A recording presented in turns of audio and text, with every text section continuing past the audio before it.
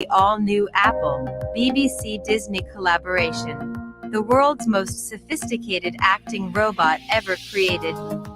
Introducing the iCut. Not only an actor able to replicate actual human emotion to within 2% accuracy, the iCut comes in an incredible array of diverse varieties, from black queer non-binary to non-binary queer black, just to make sure your ESG quotas are never lacking.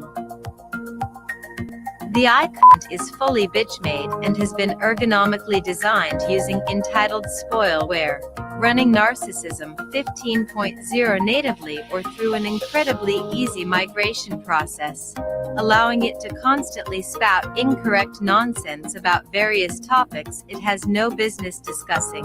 When you see politicians openly attacking marginalized communities, when you see our politicians openly attacking trans people, it makes it okay for everyone else. You're going to put the blame on immigrants, black and brown people, trans people, queer people.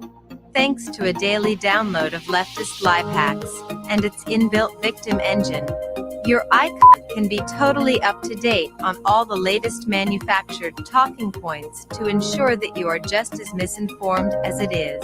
Microaggressions exist everywhere. I'd say that is a daily thing. You pick and choose what things you'll allow to stick with you, to affect you, or to say something about homophobia. I don't know, other than my own internalized homophobia that I'm working through in therapy. Its anti-racist CPU allows it to spout total misunderstandings of racism at an incredible rate of 5,000 thinly disguised racist statements against white people an hour. You don't have to be excellent or aspire to that term, black excellence. What the hell? There's so much white mediocrity that gets celebrated. With over 64 gigabytes of AS RAM, it is able to generate disturbing visuals all day long. I need the doctor to have a big, fierce dance routine that destroys a monster with twerking. So, you'll never feel like you're missing out on the world's descent into degeneracy. And if you are not completely satisfied with your iCut, it's fully equipped to use only the most sophisticated argumentation algorithms to make sure your well-considered arguments are dismissed as hateful bigotry without rebuttal.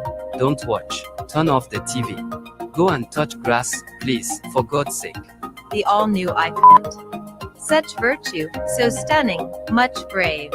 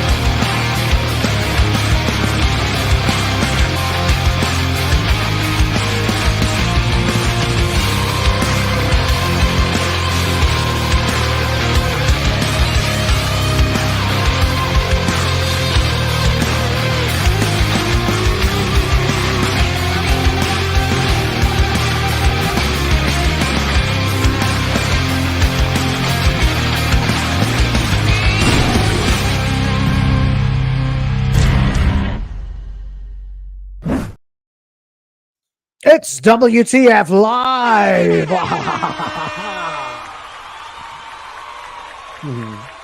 That's right, baby. That's right. It's WTF Live. We are back again. This one is episode 15, I believe. Is that right? And I hope you enjoyed that extra special intro sequence, courtesy of moi. There was a special shout out to a special someone on X who's really asking for it. So there you go. As always, I am Will of the fans. See what I did there? Hope you're having a lovely, lovely day. And I'm joined, as you've come to expect by now, by my regular cohort and apparently the most offensive man in my comments, Ryan Roger Athe. Say hello, sir. Well, hello, everyone. I hope you're all doing well, and it's great to be here. And it's great to see that Reality Based is rubbing off on Will of the Fans, because that was one hell of an intro. My, oh my. Do you want to see the DLC upgrade for that package? It provides proper aids for the character. Oh my God, Jesus. I knew you were going to go there. I stopped short of that. I just thought, okay, so this guy has now, we've gone from, okay, he's extremely gay, he's extremely black. We knew they were going to do that. It was obvious. And then he's getting like super celebrated, and that's all anyone can talk about. But he mostly remained kind of nice, kind of jovial, you know, even a little bit charming, I would say, although he's not very good in the show.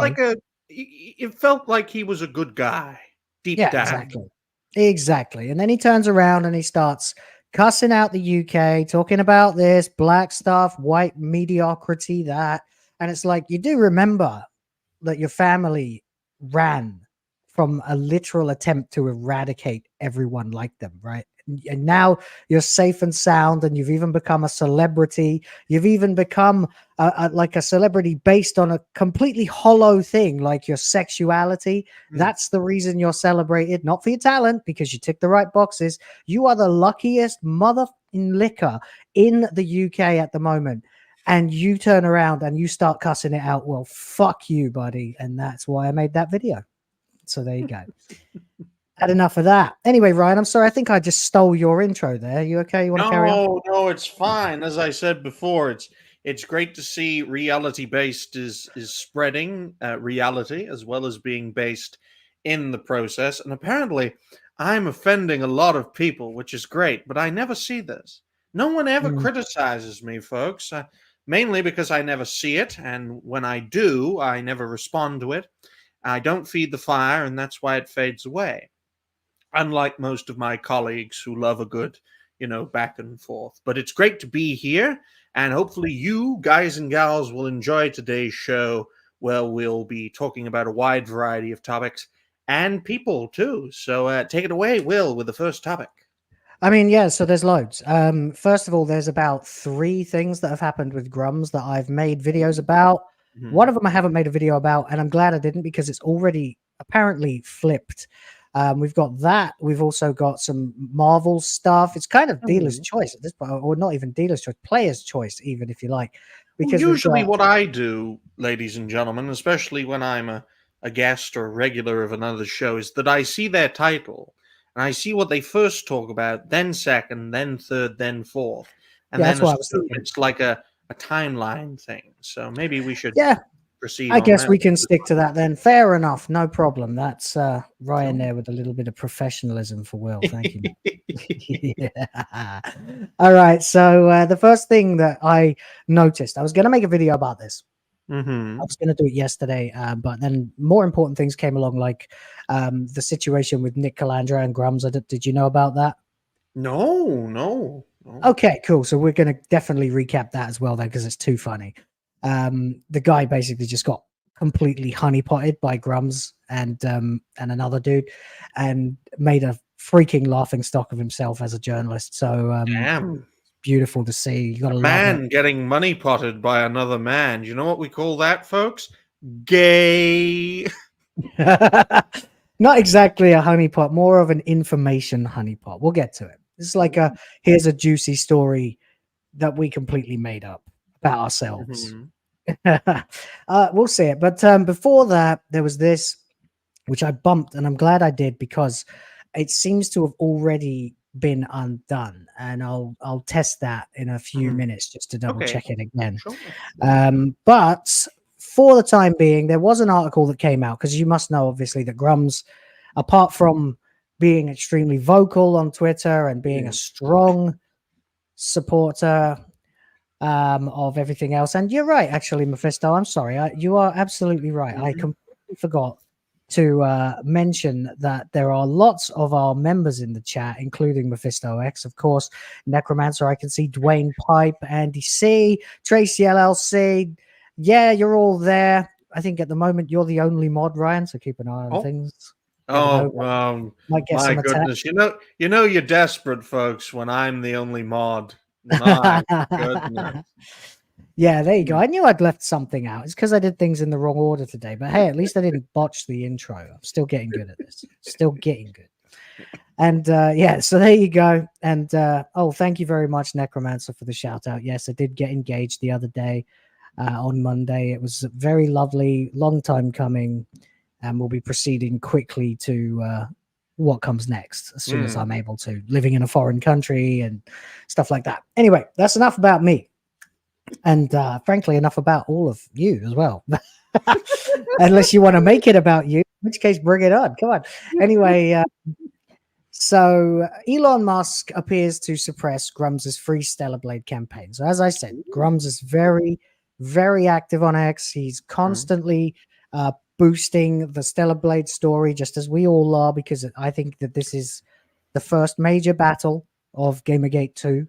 The first actual conflict, if you like. We've been, having a bit of a back and forth with various sects of leftist Marxist idiots, from Sweet Baby Inc. to Black Girl Gamers and all of their ilk. And we've been kind of consolidating ourselves as well around certain hashtags and all of that, which is good. But Stellar Blade is like a real battle. It was going to be resolved by money and success, the success of the game. Now, of course, what we know is that everything went tits up on launch day because of an obviously premeditated attempt to smear the game. You know about that, right? You're yes, by the publisher. And it just goes to show, folks, that when developers take the easy road to fulfill their projects, Stellar Blade is a great example. Great game, looks great, plays great, and has done very well financially despite the controversy surrounding it and despite PlayStation exclusivity, which came with the deal with Sony. So hopefully the developers of Stellar Blade learn from this situation and decide to do things on their own so that nothing gets tampered with just before release. Yeah, I mean, that's a really good point, because obviously Sony, we've watched as they've gone from being the absolute goodest guys of console gaming in 2012 and 2013 when they were pushing against the Xbox One and its always online DRM bollocks. The PS4 utterly crushed the Xbox One last generation, but they didn't seem to learn any of the mistakes that Xbox made, and the PS5 came out with bugger all games.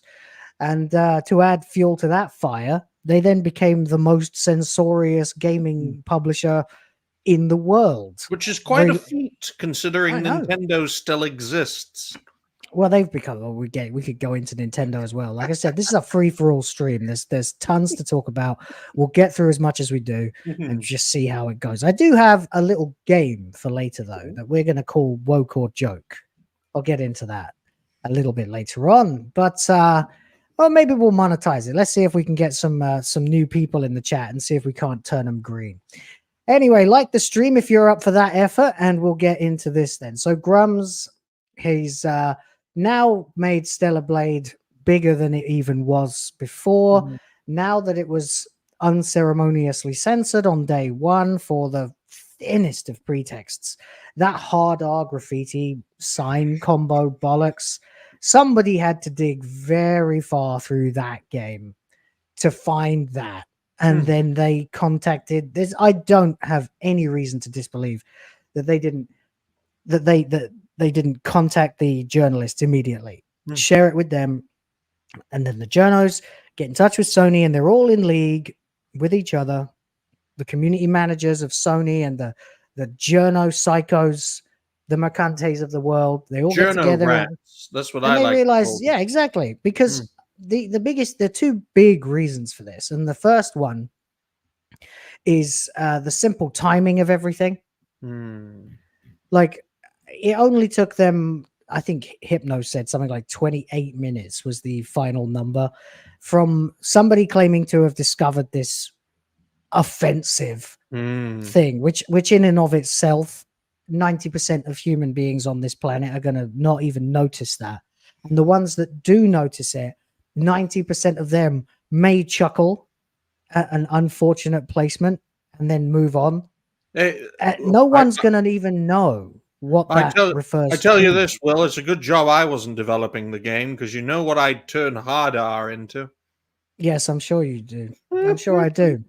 I'm sure it would rhyme with You want bigger. some news, Kotako? Whatever the fuck you're called, The next game produced by Ryan Roger Athe, N-word wars, the rise of the S-word. Well, I will say, folks, that if this game does get a sequel and Sony's publishing tentacles are still around it, then the developers are completely fucked. And any future projects with them will most likely be censored, and their creative vision will be contained, because they have taken the easy road to success rather than the hard road. And I make the comparison with Eric July and the Riververse. Take the hard road to success and get plenty of flack as a result. That's why my perspective and all sorts, my perspective on the easy road taken and the hard road taken actually came from Eric July himself when he was on Saturday Night Hypnosis. Yeah, he's a good guy, and we had a great chat with him. Although, having said that, I do chuckle occasionally at some of those puppet shows that his opponents have been coming out with lately, because they're very funny. You know, no hard feelings to anyone that I've streamed with or anything like that. But funny's funny, you know, and everyone gets roasted fairly. I don't mind, even if I got big enough to get a puppet show on my own, I'd probably take it in good faith. Well, it does create a very interesting lesson. If you highlight the problem with something and build an audience off of it, don't expect other people not to do the same, because they will. Yeah, even if it's making it off you. It's difficult to explain. Anyway, the point is, you're right. They took the easy way out. They went with Sony. They got the money. They got the hype. They severely limited their audience, and gamers were like literally buying PS5s for this game. More people than for Final Fantasy VII Rebirth or Final Fantasy 16 or no, I think that's it, actually. I think that's all the games on the PS5, isn't it? I don't know. But anyway, I didn't, because honestly, I'm not giving Sony any more money. Sony need projects like this. They need more developers to conform like this, because they need that exclusivity to keep their system going. So they should have provided generous incentives and complete creative control for the developers. They need more developers, so they should provide the incentive. Because if they don't have exclusive games of top quality, then they will be completely crushed by the PC market, because people are not going to go to Xbox for consoles. They might use the Xbox ecosystem, because it's a lot easier to understand than, say, Steam, especially Epic. It's idiot-proof gaming for sure. Exactly. Yeah. And that's not to say that Xbox fans are idiots. 10 years ago, I would have taken that stance. I was such a Sony simp back then. It was crazy. I'm a lifelong PS guy. Like and by that I don't mean my life. I mean the PlayStation brand's life. Like, I've been playing PlayStation since it existed. I was, I don't know, 9 years old when the first one came out. I wouldn't be surprised, though, Will, if this does not go to Steam or to Epic. I think this will stay an exclusive, because... No, I guess it depends, doesn't it? Maybe if they can come up with a deal, because it looks like a lot of people are getting refunds for this. And I don't think they want to lose that kind of money. But I don't know. Anyway, the point is... publishers should just publish and not interfere in creative development. Oh, I know, yeah. And now that I've played a few more hours of Aiden Chronicle, I can firmly say that vocalization should be eradicated as well, and people should just bloody translate what's written. But they don't. They put in all their stupid postmodern meta humor into it, and it's actually a little jarring. Yeah, I gotta say, I'm probably gonna do a full review of Aiden Chronicle soon, because I don't know if it's worth streaming anymore. It might just infuriate people. So I'm gonna review it. I'm not gonna be horrible to it. I'm having a good time overall, but there are just constant moments where I just sort of pull this face at some of the dialogue, because I can't believe that characters would speak like that in that setting. So all these things need to go the way of the dinosaur, and ESG DEI in general is ruining Sony, as we can tell, because now we didn't just get the hard R turned into, I think a couple of people were saying Crime R. Crime R, which, as it turned out, is itself a racial slur. So apparently, I don't know. Let me see if I can find it on Urban Dictionary, because I'm pretty sure that's It's ridiculous, isn't it? And in regards to this whole situation, I would be surprised that Twix would suppress such a thing, considering its platform is growing and it has no incentive to suppress fine folks and fellow creators. Yeah, but it's good to know that the decision has been, reversed in a sense. Well, we'll get to that, but Crimer, apparently, and you probably had to look this up too if you didn't know already, is an African-American male, apparently, who commits crimes, according to somebody and 400 people who sadly liked it. That's disappointing, but there you go. So they took... What's wrong with just saying fucking African-Americans stole stuff from my shop? Why do you have to have a word for it? Yeah, I mean, you could say that. I mean, if it was Chinese people, you would say a bunch of fucking Chinese people stole blah, blah, blah from my shop. Well, I'd say something a bit different, but yeah, I know you would. That's why I was trying desperately to get in there before you tried to answer. No, but it's fine. I understand what you say and do in your own time is fine, but on YouTube, it's all being watched, baby. Anyway, the point is, what is the point anymore? We've gone on so many tangents within 20 minutes. It's unreal. No, basically, Sony took an allusion to a racial slur that is still only a racial slur if you're trying really hard to make it so. Plenty of people use that word. Atreus uses it every third word out of his mouth. But that's his prerogative, apparently. Lucky bastards. Not ours. Because apparently if we said it, it would be racist. Even if we said it with an A and not a hard R. Anyway, the point is that they seem to think that people in Korea would know about this slur and put that in. So, of course, there was backlash, there was a stink, and within 28 minutes, there were articles everywhere, including, oddly enough, a prepared statement from Sony, resulting in the massive censorship of this game, not only to remove hard R and turn it into something we've just demonstrated to be a literal racial slur, not only an allusion to it, but literally, apparently a slur. Not that I knew about that. But they also went and changed a whole bunch of other stuff too, didn't they? They got rid of the blood spatter. And of course, the part that most people are most angry about is that they got rid of the, a significant portion of the TNA, the skin on display. And there you go. So, and while most people would probably admit that they don't actually really care how naked she is or isn't in the game, because let's be honest, there are plenty of websites you can visit if naked women are all you're looking for. And that's one of the reasons we shouldn't take the left's stupid arguments and calling us virgins and, sex-starved idiots or whatever seriously. But, they nerfed the costumes, they nerfed the violence, and they took out the stupid little phrase that meant nothing. And so Grummz has been campaigning for something called Free Stellar Blade.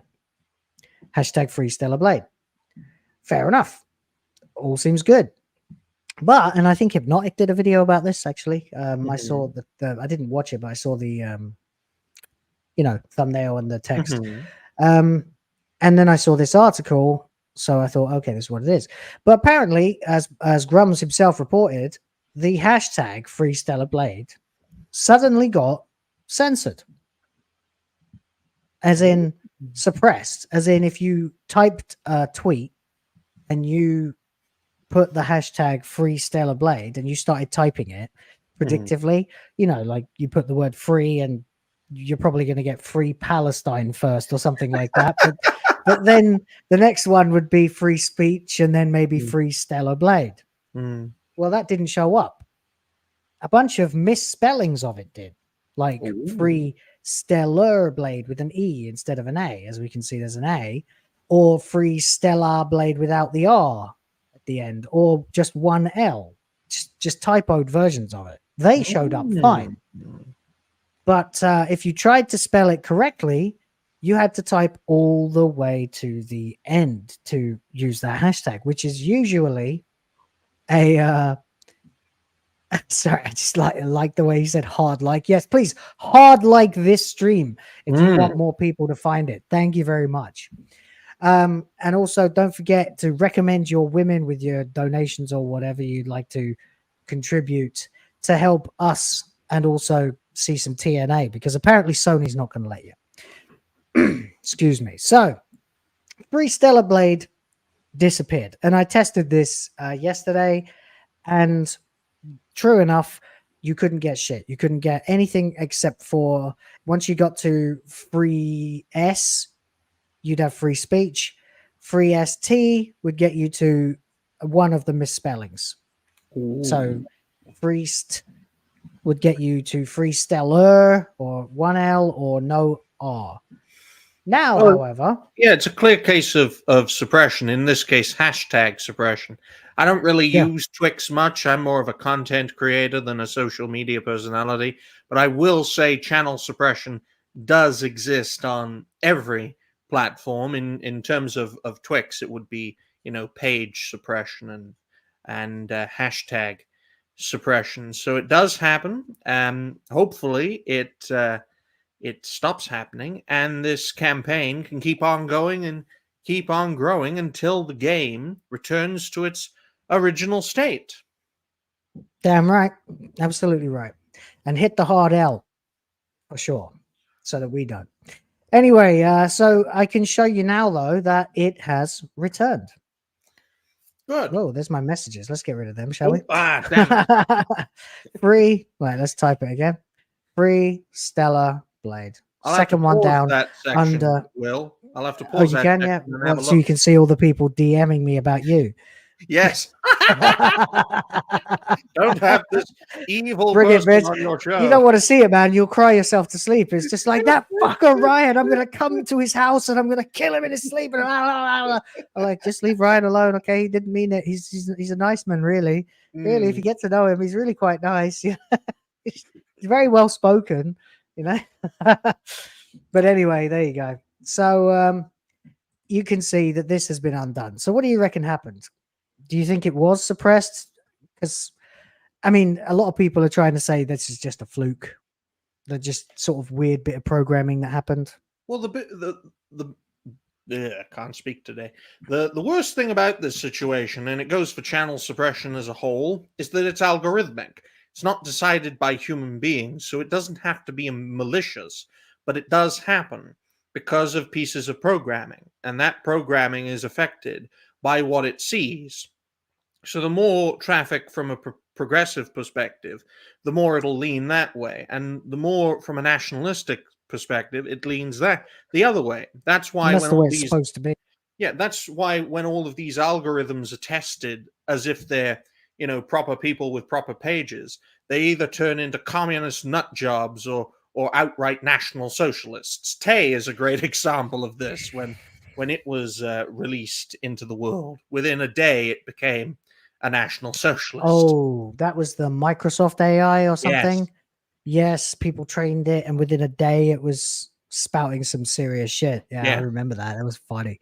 That was a total L for Microsoft, but not the kind of L that you guys should be hitting. I'm going to do it even harder than Hypnotic today. Hit that like button, baby. Hit it out there so other people find the stream. Thank you.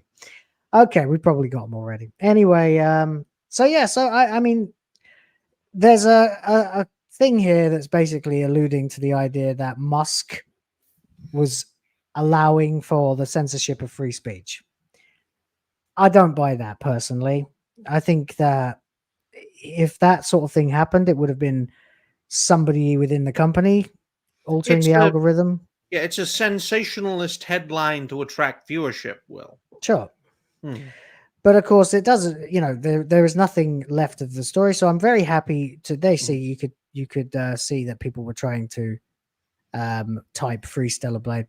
But I am happy to report, and I knew this wouldn't be a long story because of course we've covered it now. But it is back. So get out there and hashtag the ever-loving shite out of it, because it is the difference between freedom of speech, freedom of artistic intention, apparently, and, well, the opposite. Communism, censorship, oppression. As for Shift Up themselves, I know that Hyung-tae Kim, that's the creator's name, I believe. He went on a chat, and he in an interview on a video, and he said that this was the version that they had intended to put out, the day one patched version with significantly less skin and all the other stuff. And I don't believe that for a second. Yeah. What do you think? Yeah, complete bullshit. If it's what you originally want to put out, you don't have a day one patch. If you want to put it out as a beta, it would be, between 0 to 0.9. 1.0 is the actual original game. The day one patch put it to 1.2. And if they keep patching the fucking thing, they may have to relaunch it as Stellar Blade 2.0.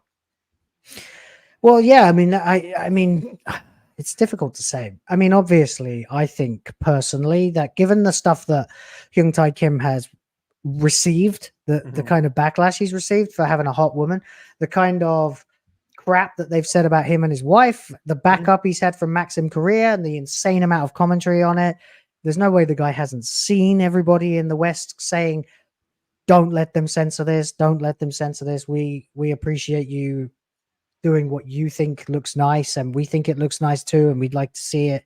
We'd like to play it the way you wanted it to be. He must know that, so it can only be Sony, who I think not only are they forcing him like contractually to say this stuff, so that they can defer heat from themselves, but they're trying to tank him. I think they're genuinely trying to have him throw himself under the bus for them. Yeah, blame the developer for what is the problem of the publisher. Absolutely right.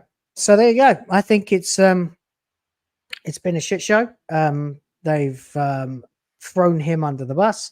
He's bitten the bullet because he's probably contractually obligated to. Because of course he's not allowed to come out and say, well, Sony twisted our arm on this and we had to do it. There would be all kinds of non-disparagement, non-disclosure agreements that had been signed between Shift Up and Sony to prevent that. I used to write them when I had my own company. Because sign this NDA so we can tie you up. Oh, I'd love to find the NDA between Sony and Shift Up. But right now, I have to go see a man about a dog. Can you hold the fort for me for a couple of minutes? Oh, sure. I'll write that down for a solid 33 minutes. Reality-based takeover. Takes over for a couple of minutes. All right, I'll be right back. Yeah. Well, ladies and gentlemen, I hope you're all enjoying today's show so far. If you haven't already, please like, share, and subscribe to Will of the Fans. I might as well plug my future plans section while I am here. Later today, reality-based entertainment will be live at 9 p.m. UK time, which I believe is 4 p.m. Eastern. We'll be having the Golden Age Geek and Anime Night on the show, and hopefully a few regulars show up as well. We'll be talking about some topics of the day as well as catching up in the process. As for me, I've already released a video for today, and in 27 minutes' time, another video will be released. So it's usually a video every 2 hours. So how many am I going to make today? I'd say 5. Yeah, 5 videos and 1 show. I always like making plenty of content. But yeah, I could imagine that, Mephisto X. Imagining Twix being based in a red state. Although considering the state of the Reds in the United States, it would probably blow itself up. But now back to Will for our next topic of the day. Can you imagine X being based in a red state? Well, they'd still have the federal government to deal with. I reckon an X that was based in Taiwan or the Philippines or somewhere like that would probably do a lot better. But it would have no marketing power. But actually, if you see how based people are here, it's actually crazy. A little while ago, I tweeted out a picture that was taken with my phone earlier on while I was driving. Let me see if I can find it for you. Just as an aside before we move on to the next thing. Hold on a moment, because this will take a few seconds while I get onto my profile and have a look and pass through all the ridiculous crap that's been written about me today. And zoom in, and here we go. This is literally a picture that was taken with my phone while I was driving earlier on. This is the kinds of signs that you will regularly see on the backs of cars in the Philippines while stuck in the inevitable traffic jams of the cities. And you can see it says here, caution, lady driver. That's right. Women are not even encouraged. No. They voluntarily accept that they're probably not as good drivers as the men. Yeah. Which is a very strange thing to say, because women, they're mostly perfectly competent drivers most of the time. In fact, I see a lot of car accidents living in this crazy city, and they're always men. Well, that's why your perspective, especially, Will, based in the Philippines, is absolutely vital, because the vast majority of content creators are based in the United States of America. Most content creators within that geographical location do accept the ideas of American exceptionalism, and that's why most non-Americans, especially in the second and third world, regard Americans as arrogant assholes. So it's very important to have that outside perspective. Not everything is so US focused. So I think that's why we need more content creators, especially based in places like where you're at the Philippines. And I want more African content creators, folks, because I think their point of view, their perspective would be absolutely crucial to saving our own civilization. Well, this is one of the things, again, I don't go out of my way to bring this stuff up, but it does constantly prove to be relevant or helpful. And that's one of the reasons I think that being someone who lives so far from home, so far from the culture that I am participating in most of the time here on the internet and with the West, and I live so far from that, but I'm not making a travel blog. If you meet a YouTuber, especially a white YouTuber in the Philippines, they're doing a travel blog. They're visiting all the islands. They're making the same 13 to the dozen bullshit content that everybody else is making. It's like, everyone's like, oh, have you got a travel blog? I'm like, no. They're like, oh, what do you do? I'm like, I piss people off. And that's why when progressive ponces accuse us of racism and homophobia, my simple response is, I have a wider perspective of planet Earth than you do, and the vast majority of people on planet Earth are racist and homophobic. If you looked at China and India and Pakistan and Nigeria, racist. South Africa, Nigeria is mega racist. I had a guy from, oh God, I can't think what country it was in Africa anymore, but it was adjacent to Nigeria. And he was working for the company that I started in the C-suite with the rest of us. But he would tell me like all kinds of incredible stories of like how people are there.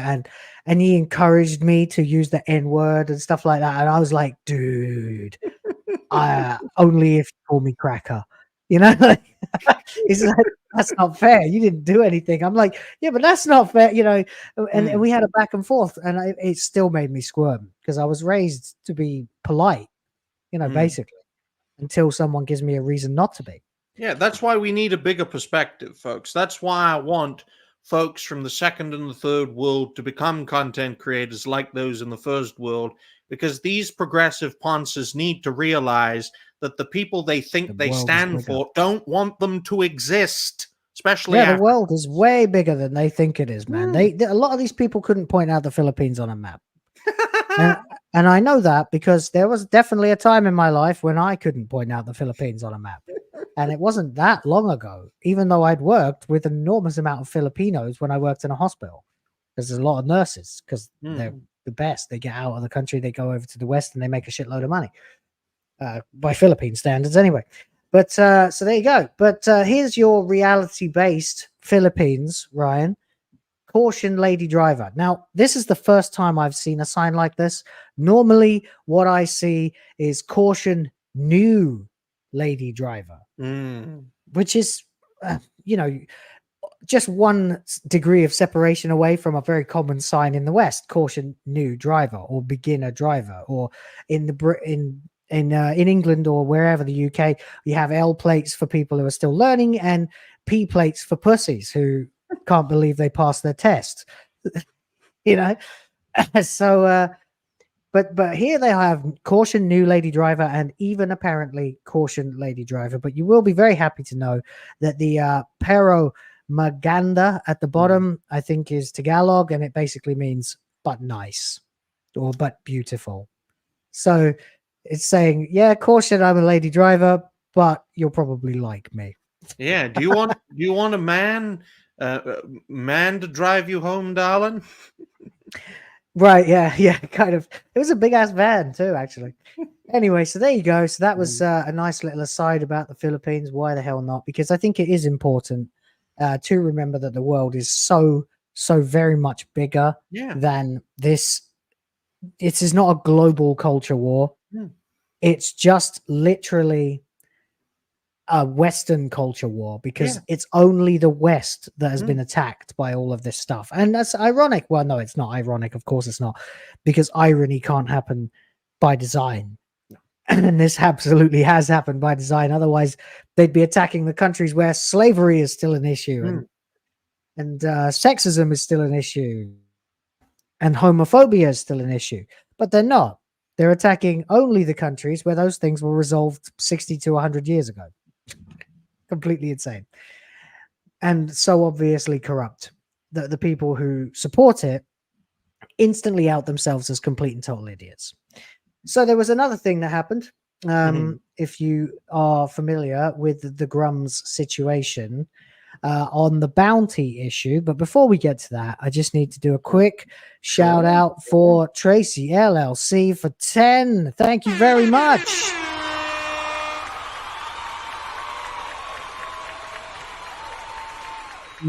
Recommending Juliet Starling from Lollipop Chainsaw. My God, I almost forgot she ever existed.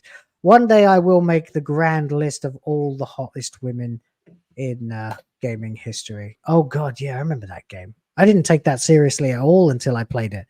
And then I had a really good time with it, actually. And not that kind of good time, but good enough, let's just say. Let's give you another one. Fuck it.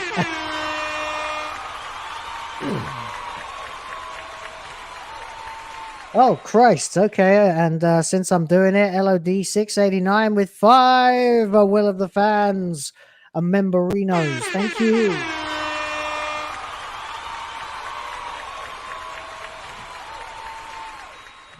Well, it's going to be Juliet Starling if there's no one else to provide a contrasting opinion for War of the women or War of the wanks. But actually, Ryan, I think yours is a bit more YouTube safe, so I'm going to pinch that if you don't mind.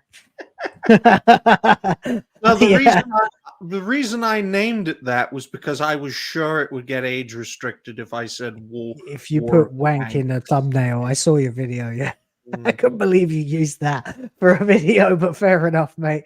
Fair enough. Okay, I'm going to try and figure out something to do with Juliet Starling, besides the obvious, before the end of the show. But in the meantime, we know that Grummz got his sort of semi-facetious, do we take it seriously, do we not take it seriously, bounty put on his head at the end of last week, I believe it was, or over the weekend, from an account called Tone Man or something like that. I think it was. I thought it was some female, but I haven't really been keeping close to this topic.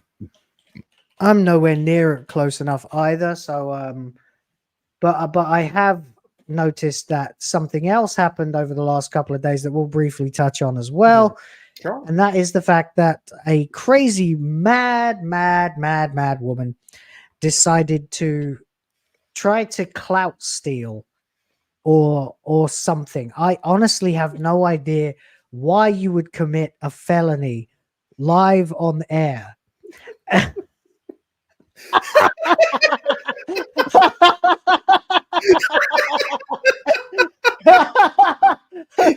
Why would you do that, woman? What are you doing? You want us to trust you with like politics and stuff? It's like that Team Fortress 2 meme. Women. So that's crazy. Oh, you know what? I'm glad that came out. I've needed to do that for a few days now since this happened. So this woman, right? This mad woman. Hang on, I'll get the screen on. So she came along. Her name is Denims TV. I don't watch Twitch because it's censorious as hell.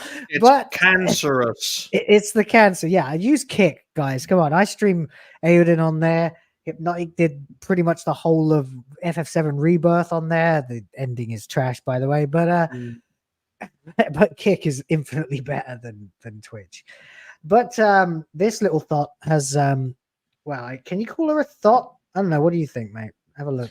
Well, these women make a name for themselves, especially on Twitch, by being women.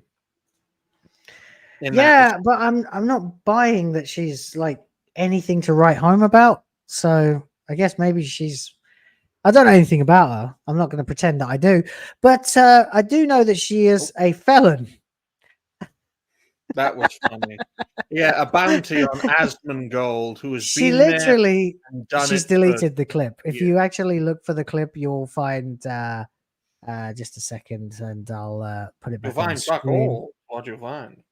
Yeah, you will find literally nothing. Hang on. That's what you'll find. There is no clip. It never happened.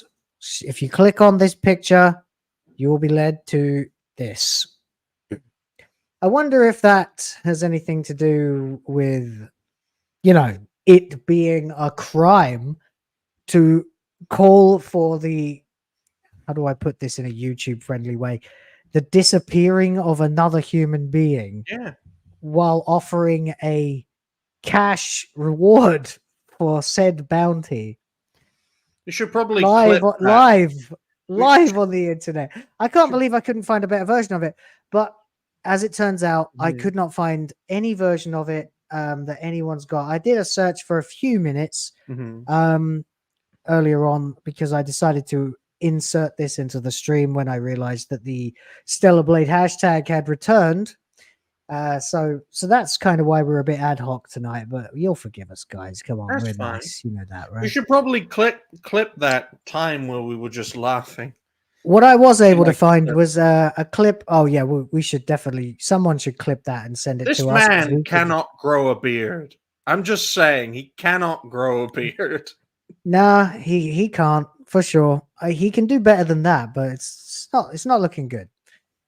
I kind of respect him for trying. You know, I've been a big fan of Jeremy's for years and years. He was like the third channel I found in my rabbit hole. You look like a multiverse variant of him, Will. I do a bit, don't I? Yeah, it's the hat. Yeah. If I had a hoodie and a more expensive microphone, I would look like him. What's up, Will of the fans? It's your boy, Will. Everybody, it's Will of the fans coming to you with another video today. We're gonna, yeah. And I really dug his stuff when it was Last Jedi season back in 2018. I was watching this guy every day. And I like his D-Day Cobra stuff too as well, his Cobra cast. I love how he just fucking monetizes anything that comes his way, even roasts. It's great stuff. So this is the only footage I was able to find quickly enough to be able to play the actual thing that actually happened. Would you like to hear it? Sure. All right. So we're going to watch Jeremy watching Asmongold watching a woman put a bounty on Grummz. Fuck it. Hey, it's what it is. Here we go. Listen, I'll up the number, okay? 30K to anyone who'll make this dipshit disappear and make Eve's breasts bigger. Okay, you have to do both. All right? Because then it's a win-win for me. What the hell is she on about? Is she trying to be like that cool girl from the 2000s who tries to tell people she's bisexual, but she's really straight? but when she has too many ciders, she starts kissing her best friends and stuff. Because that's that's the vibe I'm getting. Just shivered in fucking fear of that. My God. Well, that was my stomping ground when I was in my like early 20s. I was surrounded by those types of chicks, you know. Oh, I'm a bit bi.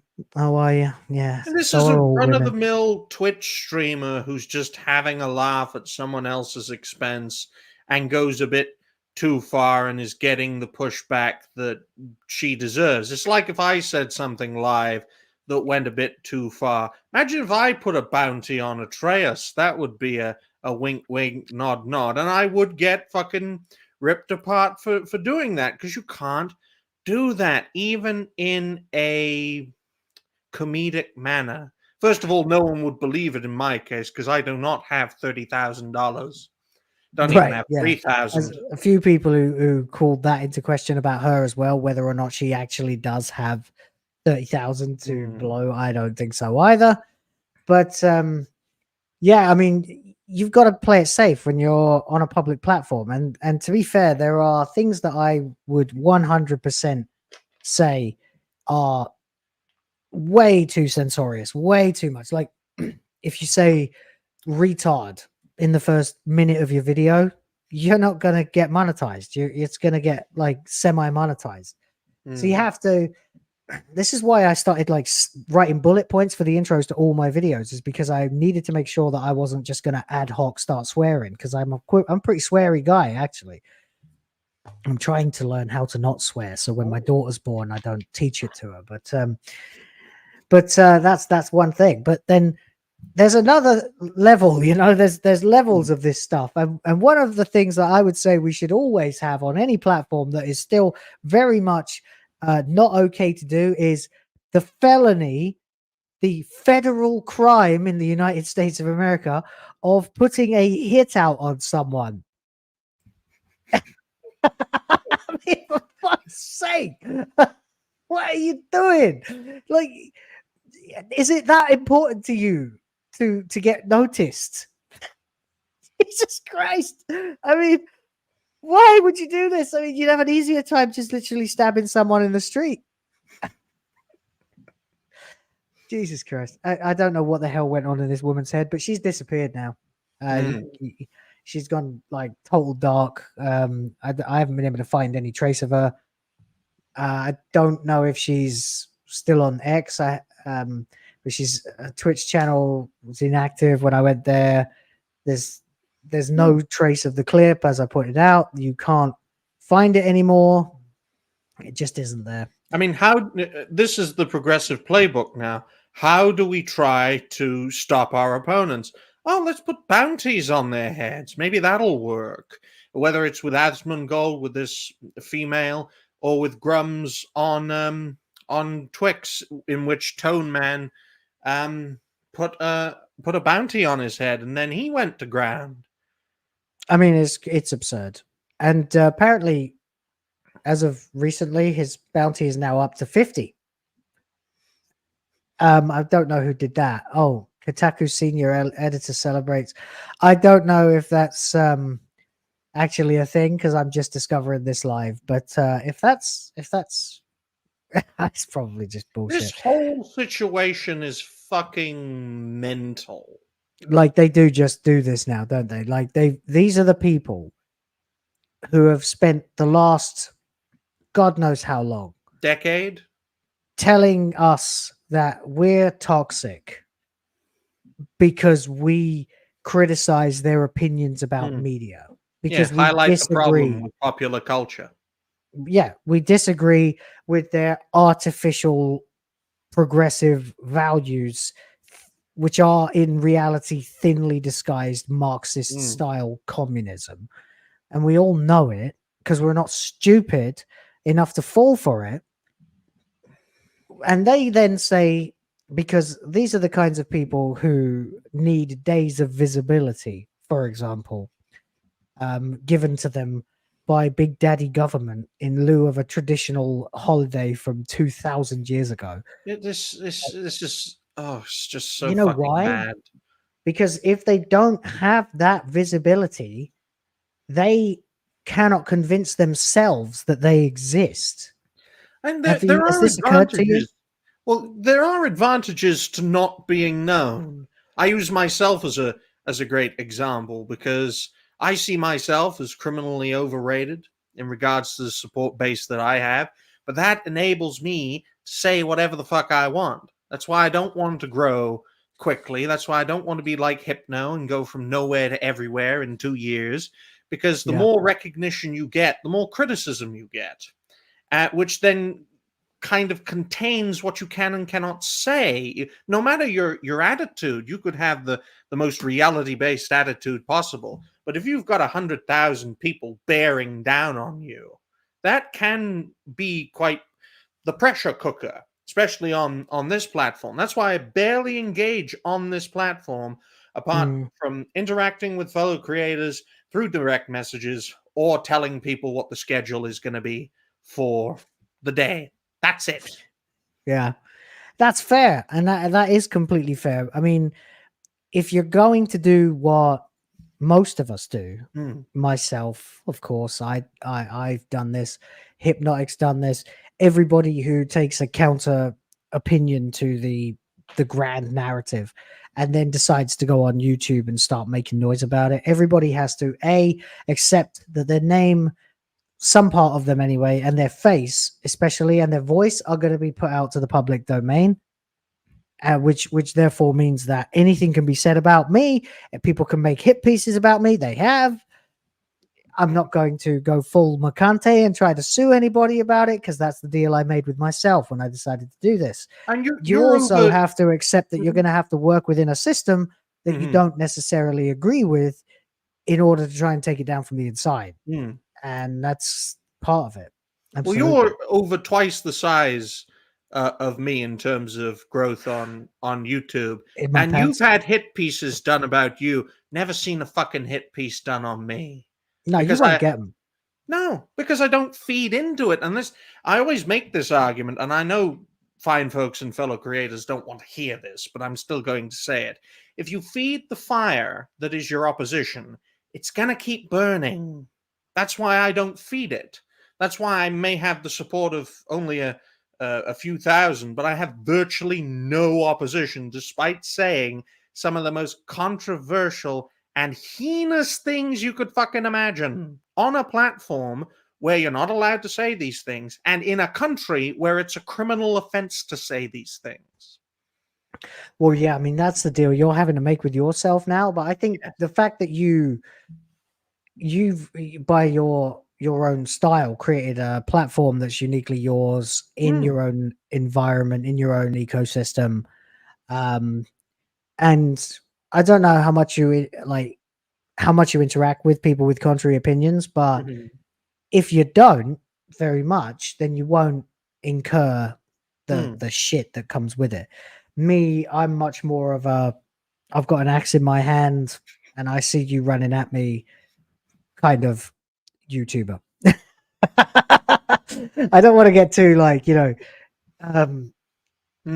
grandiose about my position in this, but I do consider myself to be something of a soldier in a war, an information war, for sure. Not one that's going to get me, knifed in the streets or anything, but for sure, a war for the future, for the next generation. For I'll be 25 again.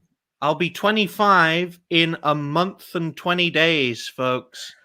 Jesus Christ, I'll be 50 in like 10 years and a couple of years. A year, 11 years and a month. Fuck you, Ryan. No, anyway, it's fine. But yeah, so the point is, Grummz has been obviously kind of dining out on the increasing bounty that people keep putting on him. Well, the people who keep putting the bounties on him are the people who have tried to gaslight us for 10 years, the mainstream media and the politicians as well, by calling themselves marginalized, acting as though they're the ones who are getting threats in their DMs. And all anyone ever asks these fucking people is, show us who said this. And if there really are people like this in our midst, we'll get rid of them, because we don't want them either. You know what I mean? We don't want the really horrible, hateful people in like representing our side of the argument, which principally must be common sense, not insanity and rage and hate. And yet, that's what we get tarred with all the time. And the very fact that these people cannot produce a single fucking receipt, not even once, ever in a decade, to prove that they were actually attacked. Not even Hollywood actors with studios at their disposal can produce apparently a Photoshop DM of someone telling them to go and axe themselves because they're not the right color. There may be a few egregious creators out there who are actual grifters, but I can tell you this: none of them have shot anyone during a fucking movie event or a movie scene. None of them have caused an entire generation of female actors to, or actresses, for a better term, to feel pressured in an industry. There aren't fucking sex rings among content creators, although you never know in this day and age. I mean, I've heard one or two things, but not from our side and not about nothing concrete, nothing provable. No. And what people get up to in the privacy of their own content houses is up to them, but only with consent, of course. But at the end of the day, you know, we've been tarred as horrible, toxic, racist, sexist, hateful, threatening threats to democracy, threats to diversity, threats to people. But they constantly change what these things mean. First of all, like I said, they need days of visibility to convince themselves that they are what they say they are, meaning that they are not what they say they are. And we're talking about a particular group of people here that you very often demonize, dare I say, without wanting you to say the words. But if you need a day of visibility to prove you exist, and you consider someone telling you that they don't agree with you and that they don't believe that you are what you profess to be, if you consider that to be your extinction, and thus then get to call that genocide, then you've never seen anything bad in your life ever. Well, you can't wipe out that which does not exist. No, exactly. There's that. But then these people turn around and they say that by disagreeing with them, we are, in essence, killing them, which of course is absurd, hyperbolic, and completely fraudulent. But then they can turn around and say that they disagree with somebody's opinion on a video game, on the false advertising and censorship of a video game, a deal breaking by a major company to its own audience. They can take you saying that and put apparently a bounty on your head. Now, of course, we're not supposed to take that seriously, are we? Because it's just a fucking joke. It's only a joke, guys. I was just kidding when I said $20,000, $30,000, or apparently now $50,000 for the man who is it like an auction room? Disappear. Different content creators. Do I hear 60,000? Do I hear 70,000? Is PewDiePie here? Do I hear 100,000? Like, you know, no. The point is, they can make jokes about this kind of shit, but apparently we cannot. It's one rule for thee and another for me, and I don't appreciate shit like that. It really annoys me, actually, because it exposes that they're exposing themselves as liars and hypocrites for a start. And then if we dare to try and, there we go.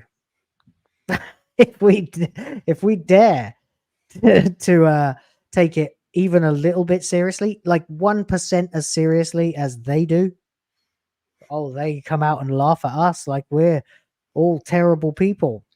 Well, we finally discovered Alyssa McCunty's rate, ladies and gentlemen. Yeah, I was going to say, that's why I stopped. $50, and she'll shove this Wiimote up her ass, apparently. Oh, I thought that said Wilmote then. My goodness. No, then if that was the case, I would... No, I'd probably just start streaming on Hypno's channel or something, because I don't want her to be finding... I don't want to be anywhere near her. And someone paid it. That's the free market in a nutshell, folks. Even if you boil it down to selling yourself, which is what this digital prostitute has done and likely will do. I mean, she is literally in this thread here. She is literally in this thread here negotiating the interest for her to create an actual OnlyFans. So there you go. Kotaku's senior editor. Maybe we'll get a Kotaku gangbanging session. Yeah. So there you go. It's all been crazy. Everybody who ever told you that you are issuing threats or is just a psycho, and a bunch of people cannot handle the fact that there exist beautiful women in the world to such an extent that if you try to defend it, they will issue threats because they are. You are coping and seething. You just can't accept what you're seeing. Yes, you're coping and seething. The truth it is scalding, and now you are molding and coping so hard. Coping and seething. There you go. Jazz hands at the end, everybody. And a big fat air horn for whoever the hell made that, because that's the best thing I've heard in a long time.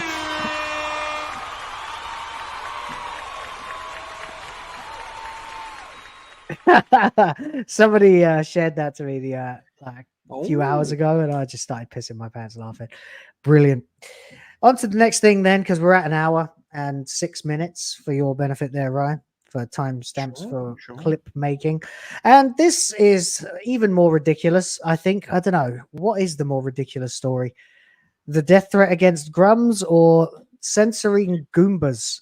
Guys, freaking Goombas are being censored. Because we all know what Goombas are an allegory of, ladies and gentlemen. No, well, I mean, that shape is a bit, it's a little bit. Oh, I can't say it because I'd be insulting an entire race of people. But let's just say that some people aren't so different from that, apparently. I mean, these Goombas aid and abet the stealing of a white woman for their master. Well, she is whiter than them. I mean, there is that.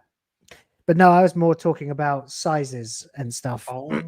But that's a joke you'll have to. I never really got into Paper Mario because I thought it was just a bit of a cheap spin-off. So basically, they released Super Mario RPG last year towards the end, or was it earlier this year? I can't actually remember. I got it and I played it because I played it. I never finished it when I was a teenager because it was never released in the UK, but I managed to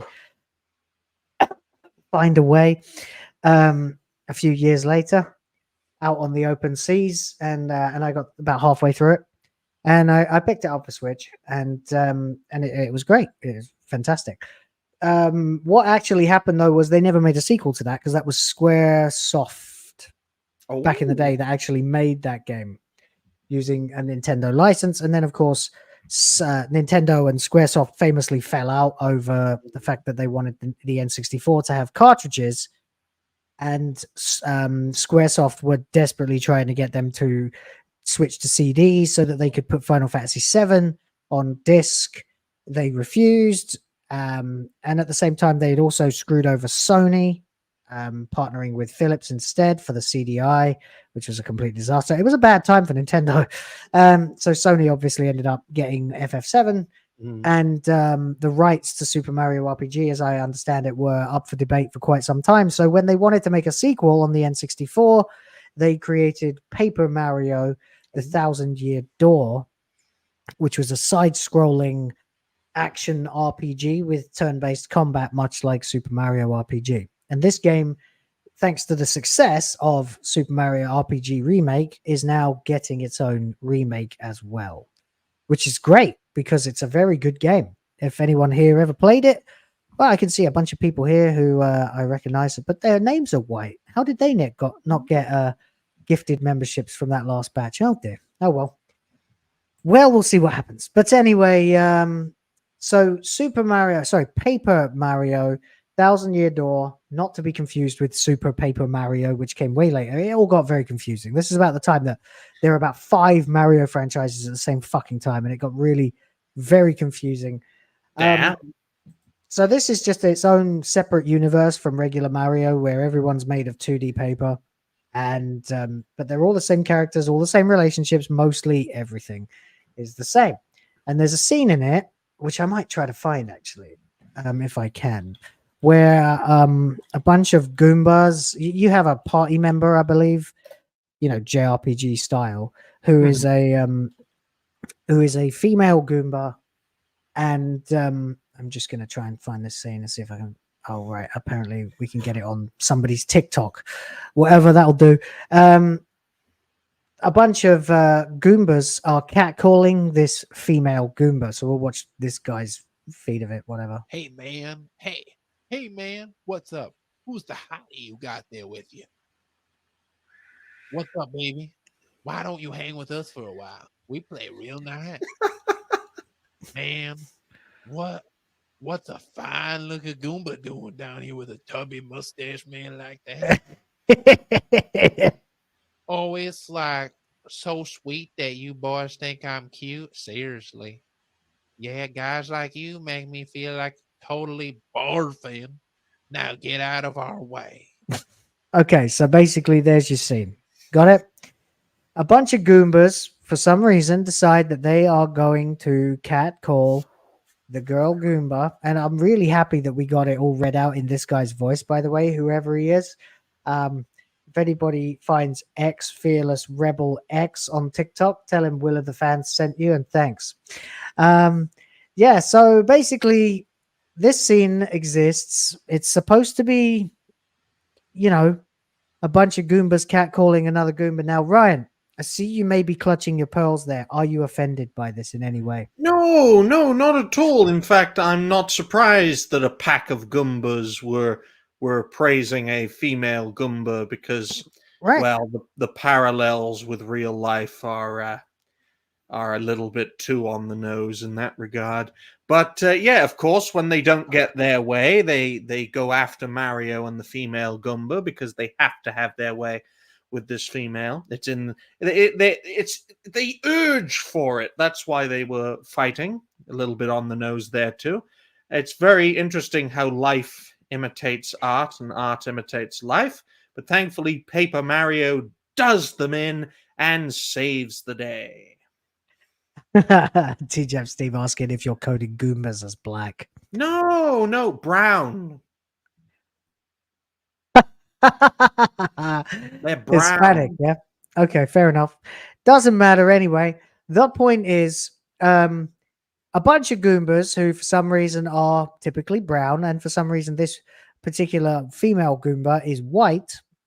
I'm not sure what Japan was trying to say there, but I can see the emojis in the chat, guys. And for those of you who are no longer members, feel sad because you don't have them. Look, this is a ridiculously inoffensive scene. Let's cut the pretense, right? I've seen more offensive shit than this walking down the street in the Philippines, where staring is not considered taboo. Well, when was this originally released? Oh, this game was the 90s still. It was an N64 game. Paper Mario, 1000 Year. So from 96 to 2002. I don't know if it was. Oh, no, actually, bollocks. No, it was.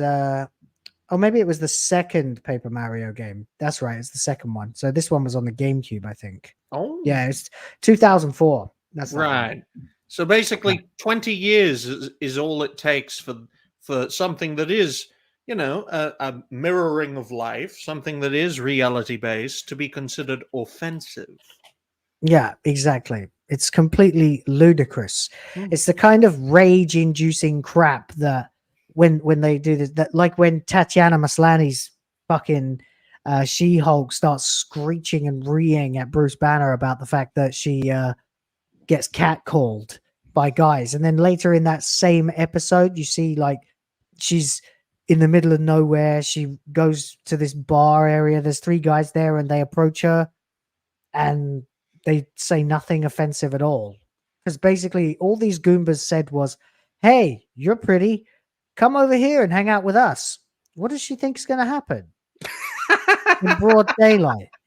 I can make a prediction, Will. Maybe that's why she said that. What she said. What would the uninterrupted scene have ended with? Hey, Goomba, Goombas have a Goomba on reputation, you know, Goomba Will. forcing scene or something? Hey, Because come on, Will. Goombas are 13% of the Mario world population, but they commit 50% of the crime. oh god, there it goes again with that fucking get the hoods in the chat, guys. Come on, where are they? Get the hoods out. There's for a this. there's a reason Mario Stop. jumps on them and gets rid of them. He's making Mario World great again. Oh my god, that's not what that means. Come on, Jesus, which we don't need another 4 years of Biden, man. Come on. Anyway, the point is, there you go. Dwayne Pipe there with the hoods in the chat. Thank you very much, sir. And blah blah racist, blah blah racist, blah blah from Dwayne Pipe. More hoods in the chat, and wow. Well, let's just do it right now because it blasted into my periphery as we were talking. Andy C for 10 $1 Thank you very, very much.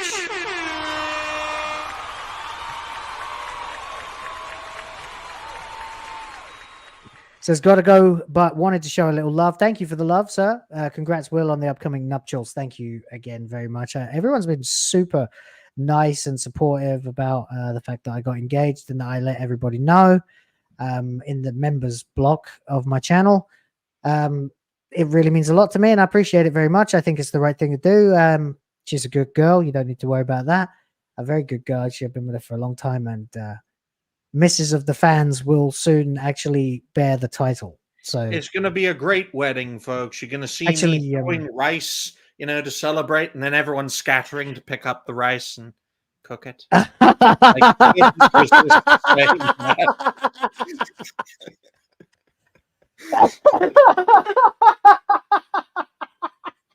Don't see any fat Filipinos, do you? You bastard. My God, man. Oh, come on. I live in the Philippines. You surprised that joke got me? Come on. You're not that far from the truth.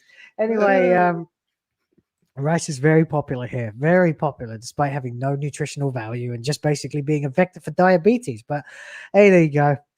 Anyway, fucking hell, miles off topic now. The point is, this is no more offensive than the catcalling scene in She-Hulk, right? These Goombas basically invited her to come and hang out with them. And even if they were the most oppressively evil, bad-intentioned Goombas, for fuck's sake, that ever Goomba'd, she still clearly isn't threatened by them, right? She turns around and tells them that they make her feel like barfing.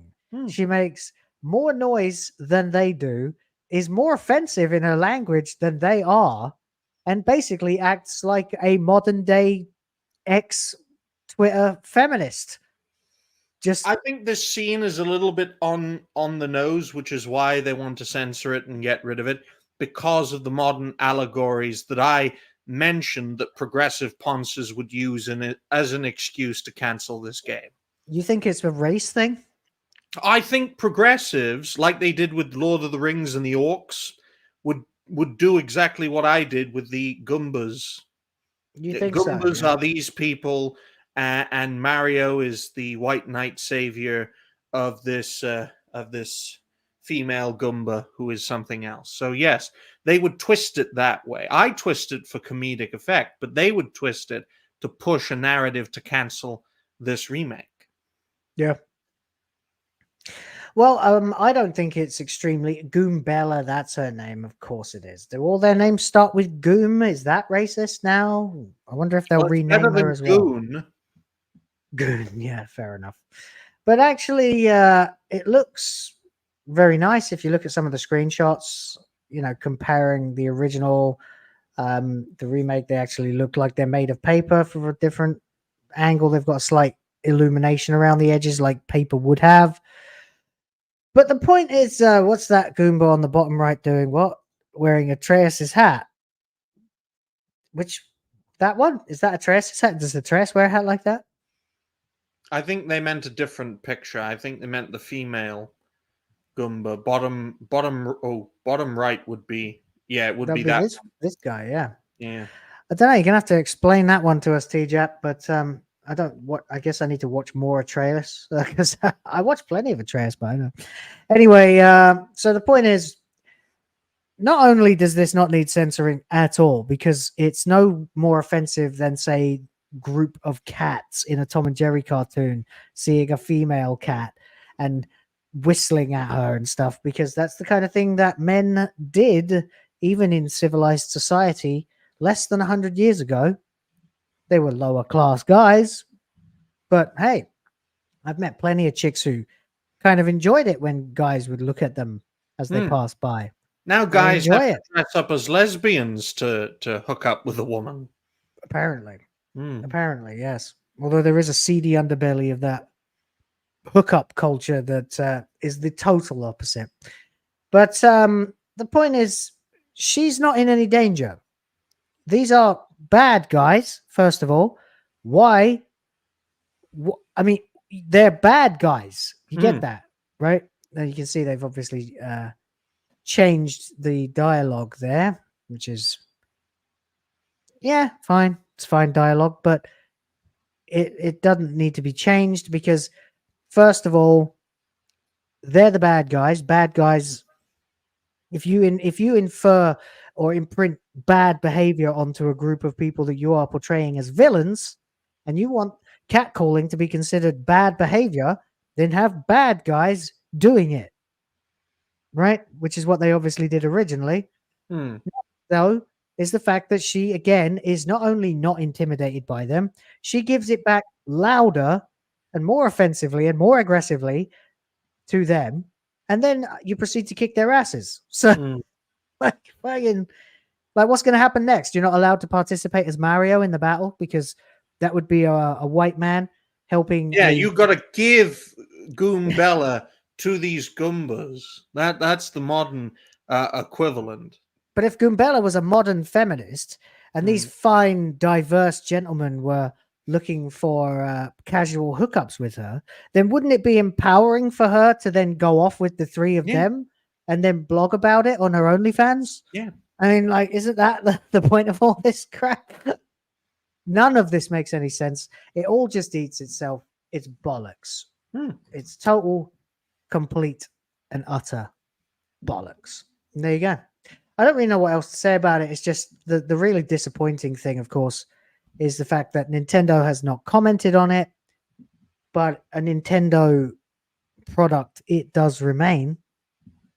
And Nintendo have long been based.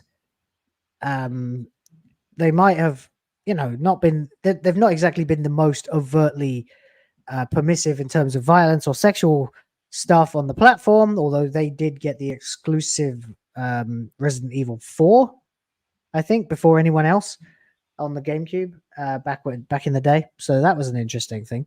But they clearly were just trying to get, hardcore gamers at that point instead of just the Mario crowd.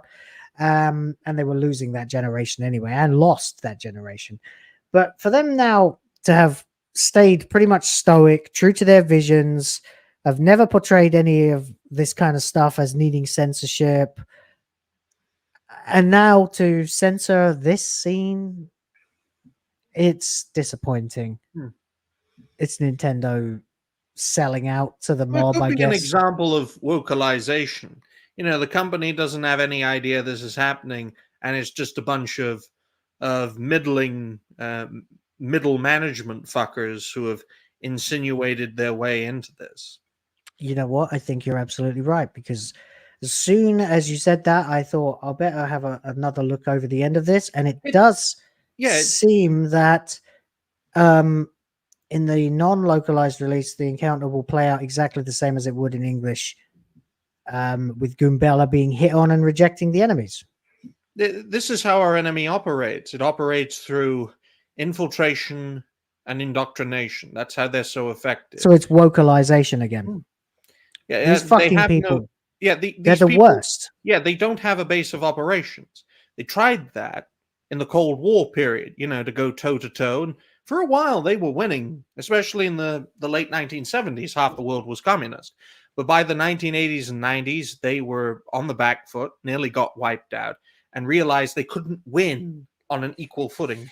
Hence the indoctrination, hence the infiltration, which they had tried during the Cold War period with limited success, but they decided to do it on steroids because their agents, their Western agents were still active even as the Iron Curtain was falling to bits. So all we're seeing is the modern day successors of that era just ripping through the political scene, ripping through popular culture. It's the same enemy as was experienced in the 20th century, 19th century, and even dating back as far as the French Revolution. Their tactics and strategies have changed, and we have to adapt. Otherwise, we're fucked. Yeah, agreed. I mean, obviously, we know quite a lot about this. You definitely do. I know more than I let on as well. I've done my research, and there's things I just can't talk about on YouTube. The real true origins and depths of where this is from and where it came from and where it's going. But invading the pop culture is obviously the shortcut to fucking with any society and bending them to your will, holding them hostage, and using terror tactics a la Kim Bel-Air to do that. And everybody seems to think that that's just a conspiracy theory jump scare in 5, 4, 3. Theory. And I have to pre-warn people because I did get a lot of people going, whoa, what the hell was that? Yeah, so it's just, it's messed up. And the fact that it's making it this way, and the thing that really pisses me off the most is vocalization. For some reason, I don't know if it's just because it's affected me directly with this time with Eiyuden Chronicle, or something else. But I think even when it was just like Sweet Baby Inc., okay, we found a way to record your presence in things. You're forced to, or you're incentivized to advertise your association with any developing game, Sweet Baby Inc. So, of course, you're going to tell us that you're working on this game, and we are then going to not buy this game. Now, I'm not saying that vocalization is by any stretch a new thing. No. It's just unfortunate and disappointing to discover that they already found a way to kind of silently get in the middle. That's why I tweeted out the name of the guy who was heading up the localization team for Eiyuden Chronicle the other day, because this piece of shit deserves to be recognized for what he's done to the dialogue of what would otherwise have been a Suikoden game. And that's why it's very important to highlight the problem, because if enough people do it and gather and talk about it, a solution can manifest. And then from that, it's simply a question of being the change you want to see. And if you want to know more about the history of this struggle, type in the following dates: 1789, 1848, 1917, 1946, and 1989. Yeah, that's when the Berlin Wall fell. And you'll learn a lot from those dates. Or just look up what's his name? It was from PJTV. I think he works for the Daily Wire now, the historian fella. Oh, what's his name? I can't think of it now. It's going to drive me crazy. I'm going to have to think now. PJTV guy. Just look up the PJTV video with the Frankfurt School, and you'll be able to find out quite a lot about. Coach likes talking about them because he was based in Germany for a long time.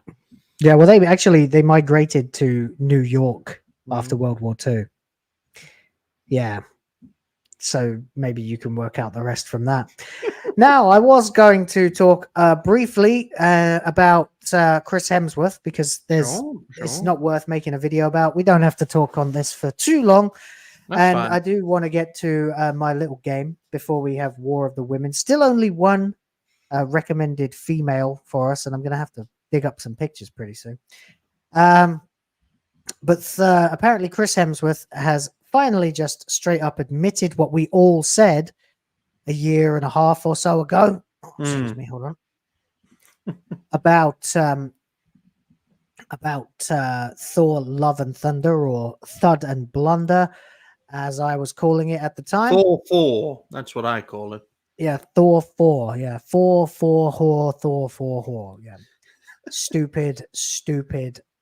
I mean, it was all a terrible thing. I mean, you couldn't call it Thor 4 because it would just sound ridiculous. Anyway, Chris Hemsworth reportedly believes he owes Marvel fans another go.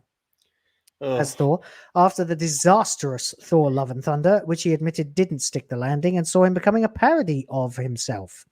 In an interview with Vanity Fair to promote his upcoming Furiosa, a Mad Max saga movie, which sounds dangerously close to Solo, a Star Wars story, if you ask me. He thinks he owes the audience another Thor movie after what felt like a whiff with Love and Thunder.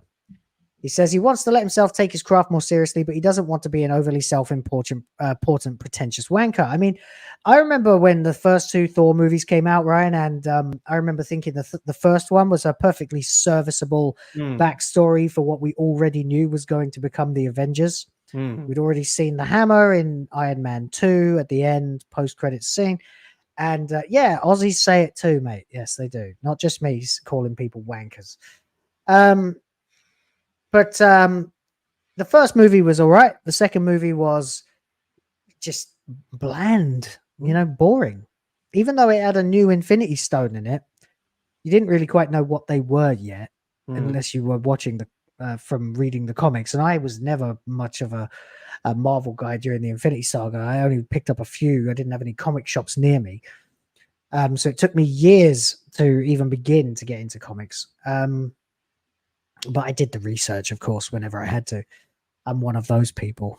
But honest. And, it should have been a good movie with all of that included in it, but it was boring. It even had Christopher Eccleston in it, and it was fucking boring, which is really disappointing. Ragnarok came out, but by that point, there'd been a few little skits on the internet where we got to see Hemsworth playing Thor, but being funny, because there were a few funny moments in the first movie, like when he destroys the glass or cup of coffee on the floor after drinking it like it's a stein of mead or something, and he just shatters the glass and says he wants another one because that's where he's from. Fair enough, it's hilarious. It's a fish out of water humor. Very easy to endear yourself to an audience with fish out of water humor. Then it turned out it would be funny if like Thor had a roommate and stuff like that. So there were all kinds of little skits on the internet, and everyone realized that Hemsworth's actually kind of a funny dude. And then, of course, he was in Ghostbusters 2016, which was the curse of, overkill comedy for his career. But that didn't stop him from releasing Thor Ragnarok, which, while still good, was way too encumbered with stupid jokes at Thor's expense. By the time Love and Thunder came out, that was all it was. Just mocking him and replacing him with a woman with CGI arms. Well, the biggest problem with the Thor saga is that it only resonated well in connection to other things. The first film was a solid foundation. The third film was actually very well received, mainly because it connected to what was to come later. It was essentially a way of tying all the loose ends, because could you imagine Odin still being alive during the Infinity War, or Hela still being around ruling Asgard? It was a way of getting rid of that arena that could, either in a good or bad way, challenge the Thanosian menace. Of course, Thor 4 should not have existed. The character could have sailed off into the sunset with the Guardians, and we never hear from any of them again. Or maybe have him in Guardians of the Galaxy Volume 3. In regards to Thor 2, Dark World, I think it was a way of expanding the story, expanding Asgard and the conflict it was facing with other factions. And it would have been good if Loki had actually died, serving Asgard in that film. But no, he had to come back. They can't do that, can they? Why would they ever do something like that? Why would they kill off a cash cow like Loki? Oh, no, you can't ever do that. That would be a terrible, terrible idea. No, of course, it's ridiculous, isn't it? Thor 4 should not have been made, in my view. I don't think it should have either, actually. I think it was kind of a done deal with Thor. I guess it was nice to see him get back into shape after he was cucked in Avengers Endgame. But beyond that, no. I mean, have him in Guardians 3. That would have been enough. Or just have him by the end of Endgame, sporadically. He had been avenged. Yeah. and he managed to fight, do his best. He wasn't the force that tipped the balance or anything, but he had his chance to redeem himself. And by the end of that film, he passed it on to the black female because from start to finish, he didn't want to rule deep down. And then he could have gone off and had many adventures with the Guardians and turn that into a TV series. You fuckers love Disney Plus shows. So have it with some serious quality actors who have been there and done it in film.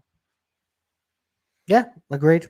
It's a strange one. I think what happened was Iron Man's down, Cap's down. They can't use either of them to bring back any interest in their utterly flailing Phase 4, Phase Bore, or Christ, make Snore. Gwyneth Paltrow the next fucking iron creature. She managed to tango with the best of them during that Endgame scene. All the women come together. Oh, that was cringe too, though. To try and get to the time machine van. They needed something from before in the Infinity Saga had hit a climax. Someone who was an established hero. So the only one they really had left. I mean, Black Widow was down. Hawkeye's gone. Who have they got left? I mean, they the Hulk and Thor. They made the Hulk a cuck. They massacred Ant-Man, remember, with Quantum Mania. My God. Yeah. But this even before that was Love and Thunder, wasn't it? Like that was 2020. Jesus, 2022. I think Love and Thunder. Yeah. I mean, every single established character within that golden era of the MCU has been completely undermined or is dead or retired in that respect.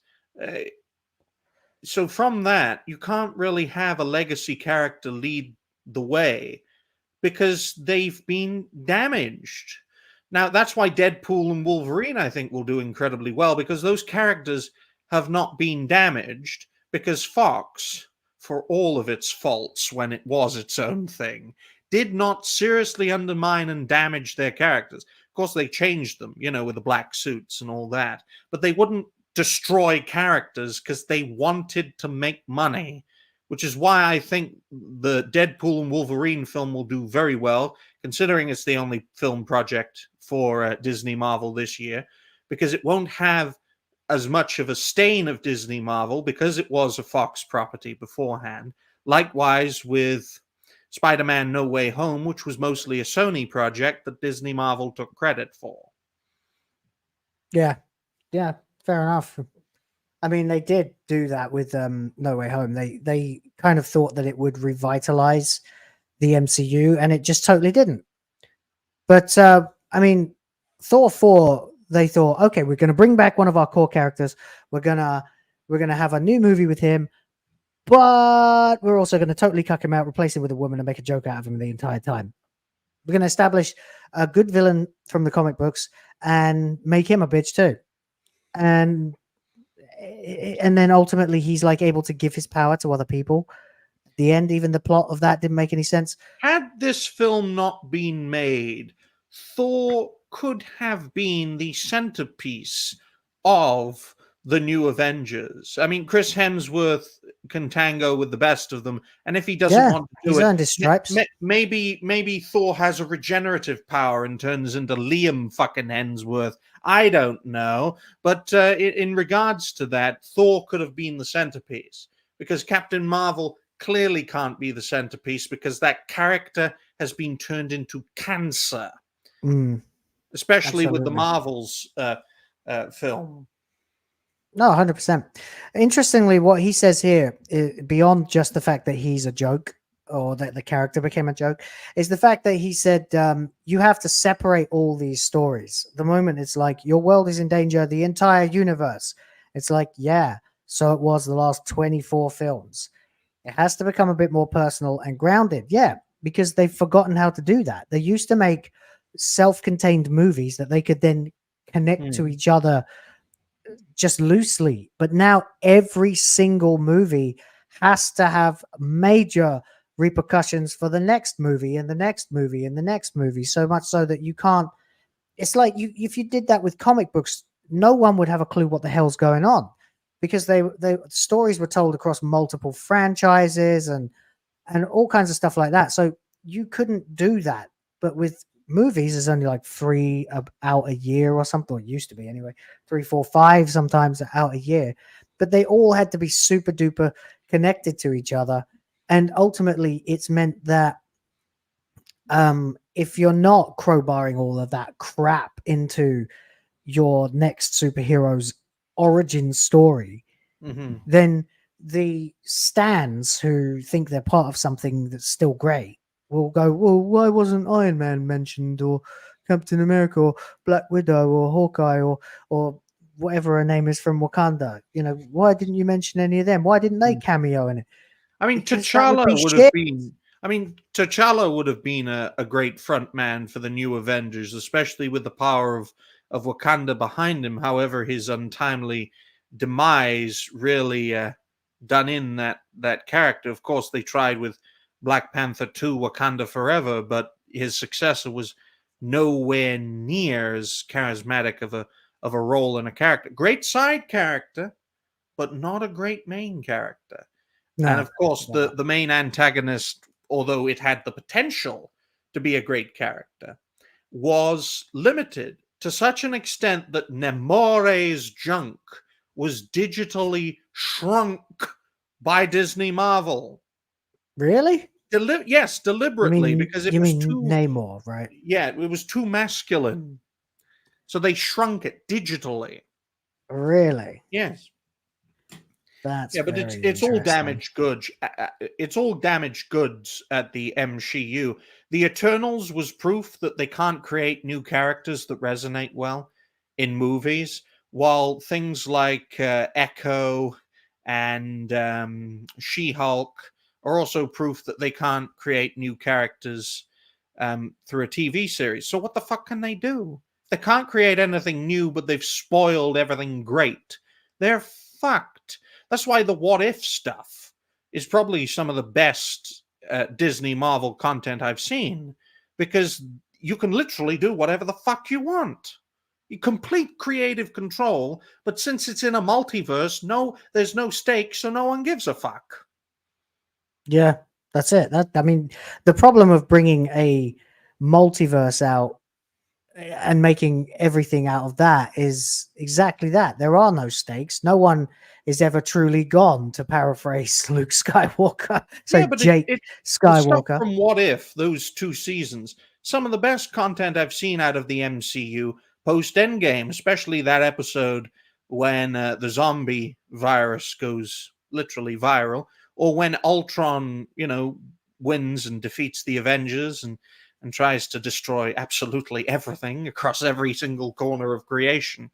But when you have that creative freedom, you can create great content. The problem is there's no stakes involved, because the universe is absolutely insanely huge. And that's a big problem DC has, when it has like Earth 616 or Earth this and universe that. It's like, Jesus Christ, this is impossible to follow, and from that you can't build stakes.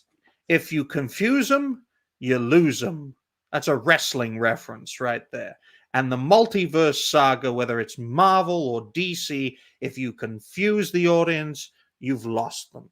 And that doesn't include all the characters they fucking destroyed. 100%. So the MCU's fucked. Thor's fucked. But he wants to come back and do one more, but he won't. And remember, a long time ago, he said he didn't want to be a joke again. Well, now he's like doubling down on that, which means that he really isn't happy with what happened to his character. And we all know Taika Waititi is mostly to blame for the rampant, mockery of the character. Apparently, the guy who can't take himself seriously as a director can't take characters seriously in a story. What a fucking surprise. That's why I think they should just focus on the What If stuff, have complete creative freedom, try to build a new audience of younger people who are just fucking dazzled by the special effects and the animation, in the same way that a new generation really enjoyed Star Wars because of the Clone Wars. Yeah. That's Well, I that's mean, how they have to do it. imagine if now. they'd done that, like they'd gone, okay,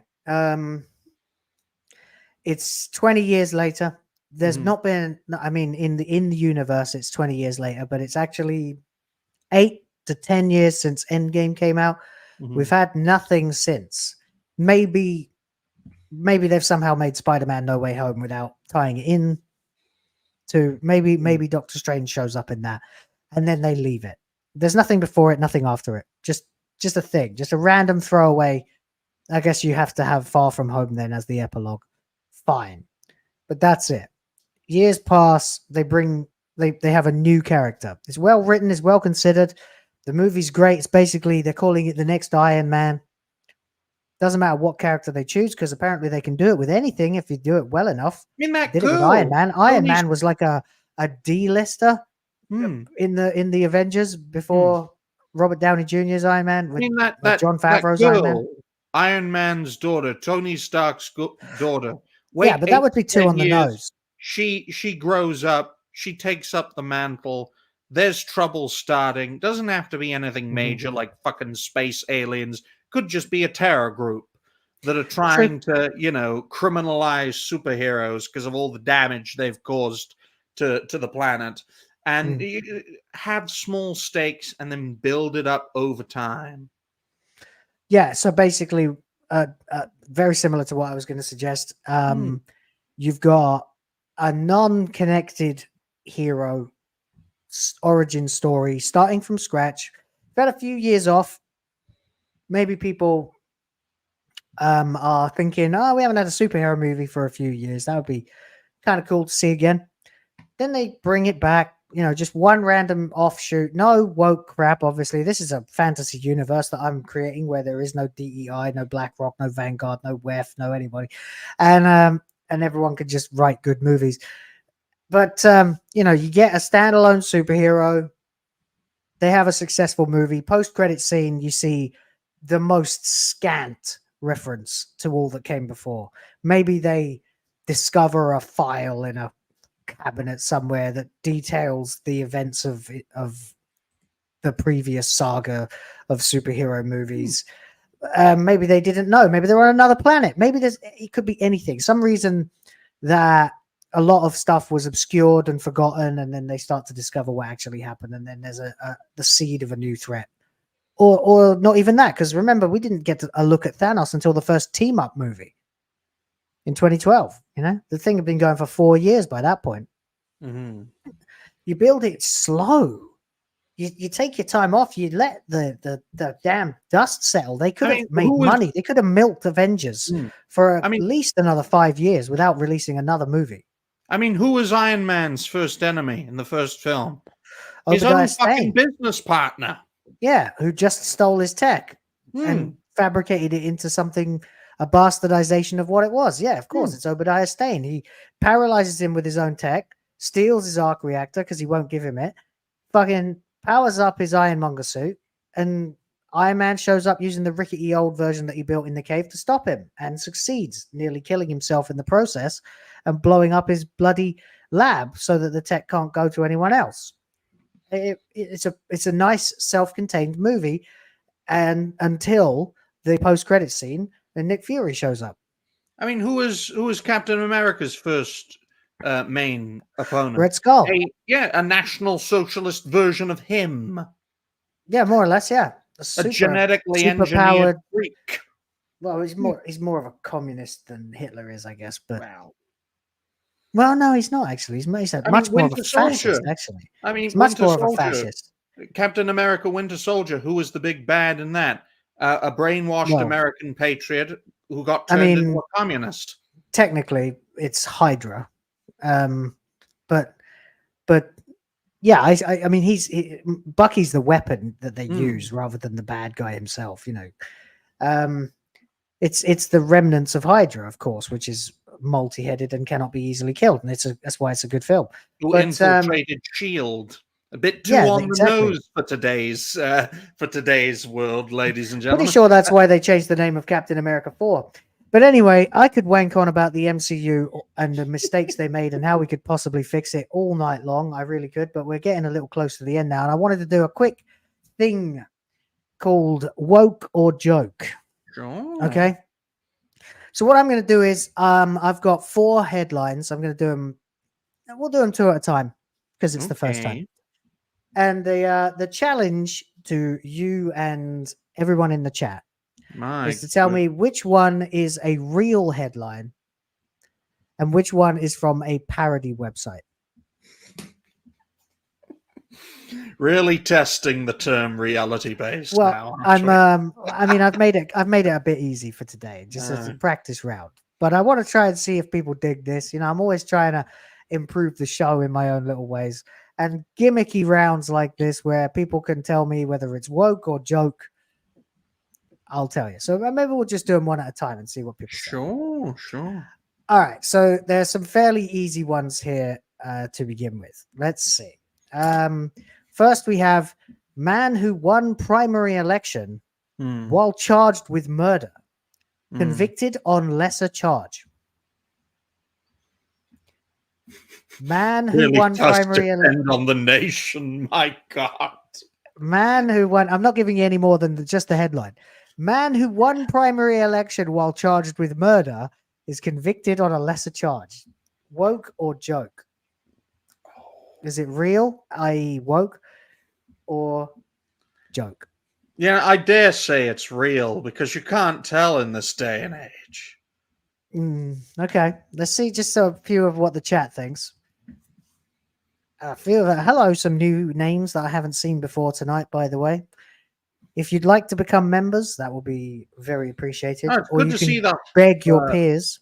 I thought that said harbinger. I was going to say assuming direct control, but there is a harbinger. The harbinger is there. Both woke and joke. Okay. Joke means it's not real. Woke means, unfortunately, it is real. Although this one isn't particularly woke, I suppose, even if it was a joke. Or not a joke. Or was woke. Or isn't woke. All right. That's probably enough time. This one actually, as it turns out, is true. This one is a true story. A man who won a primary election, this is from the Associated Press, while charged with murder, has subsequently been convicted on a lesser looks charge. Ukrainian. Well, I don't know. Oh no, he's about Lebanese. Yeah, Lebanon. Yeah, a central explains Indiana man, actually, who won a primary election for a township board in Indiana in America. While Damn. charged with killing his estranged wife, has been found guilty of the lesser charge of voluntary manslaughter. See, it sounds crazy, but it actually kind of makes sense. Basically, win an election, you can do whatever the fuck you want. Oh, you saw it on X? Fair enough, yeah. I have to go a bit deeper. Like I said, I made it easy for today. I'm just trying this out as a format. Let me know if you like it, guys. All right. Okay, number 2. Let's see. We'll get rid of that one for a second. There we go. Okay, number 2. This one should be really, really easy to detect. Woke or joke? Trump held in contempt of court after stabbing Michael Cohen to death with a ballpoint pen. I wish that were fucking true. But no, it is a joke. That slimy bastard. Talk about a backstabber in Michael Cohen. The point is it a real headline or is it bullshit? Trump held in contempt of court after stabbing Michael Cohen to death with a ballpoint pen. We're getting a lot of joke in the chat. Adam Juneman says, "Please be real," same as you. Joke. Cohen will get more calmer before this is over. Hey, I don't know. This segment I partially include for my dad, who's been riveted to the Trump trials over the last few weeks, and I know he's watching. So, shout out to my old man. It is. I mean, if you can't tell, like, it is, of course, The Onion that has provided this one. This is a satirical news source. Trump held in contempt of court after stabbing Michael Cohen to death with a ballpoint pen. It says, violating the judge's order prohibiting the former president from killing his one-time fixer. Donald Trump was held in contempt of court Tuesday after stabbing Michael Cohen to death with a ballpoint pen. Quote, given the defendant's willful and repeated refusal to comply with this court's instruction not to shank a witness in the throat, I hold Mr. Trump in contempt of court. All right, very good. Mhm. Okay, here's the next one. Ready, guys? Yeah, bollocks. Exactly. Maybe I should call it something that has bollocks in it, so you guys can use the bollocks emoji, or maybe I'll just make woke and joke emojis for you guys, since I have access to so many more with so many new members. Incidentally, if you feel like adding to our ranks, please feel free. I will very much appreciate it, and you can shout out a chick for me to add to War of the Women at the end. I mean, welcome to Based or Bollocks, ladies and gentlemen. Based or bollocks? Oh, I quite like that. Yeah, that's pretty good. Yeah, reality based or real bollocks. Maybe that's better.